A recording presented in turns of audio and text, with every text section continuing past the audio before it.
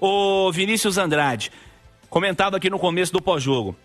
Até te consultava fora do ar para saber se a minha cabeça não estava muito ruim. Flamengo, Cruzeiro jogou uma vez, venceu. Palmeiras, Cruzeiro jogou uma vez, venceu. Mirassol, Cruzeiro jogou 2 vezes, uma vitória e um empate. Vitória em casa na estreia do campeonato, empate fora de casa no jogo de abertura do retorno. Bahia, 5º colocado, 6 pontos. Vitória por 3-0 e hoje vitória por 2-1. Botafogo, Cruzeiro jogou uma vez fora de casa, venceu. Contra os times do G6, o Cruzeiro venceu, só não venceu uma vez e foi um empate contra a equipe do Mirassol. Mirassol que só perdeu 3 vezes no campeonato. É uma sequência contra essas equipes impressionante. Normalmente a gente fala assim, você perde o campeonato perdendo pontos para os times que estão lá embaixo, porque lá em cima os principais times trocam pontos entre eles, né? O Cruzeiro não está trocando ponto com ninguém, né? O Cruzeiro está vencendo todos esses adversários. Aliás, até me manda aqui agora o Leonardo Parrella, turma do itatiaesporte.com.br, complementando essa matemática. 19 pontos em 21 possíveis contra os times do G6, contra as 5 equipes do G6, que não o Cruzeiro.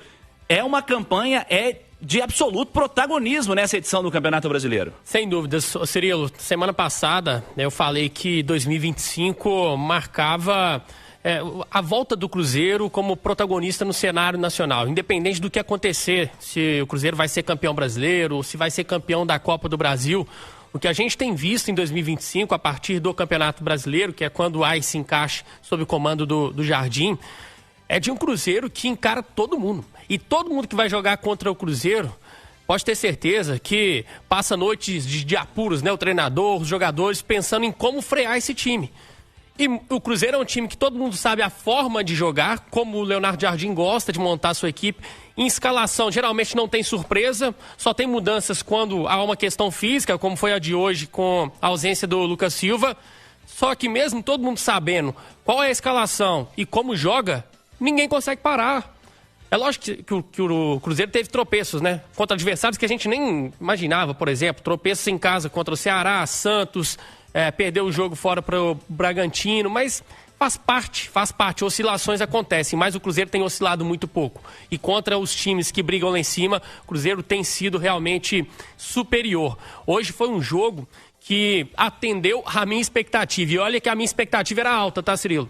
Porque eu esperava um jogaço e foi um jogaço.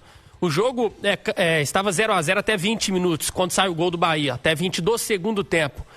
E eu falava que, né, a gente conversava fora do ar, mesmo no 0-0, já era um jogo muito bom de assistir. Um jogo empolgante. E aí começa a sair os golaços. E pra mim, de todas essas vitórias contra esses adversários do G6, a de hoje eu considero a mais difícil.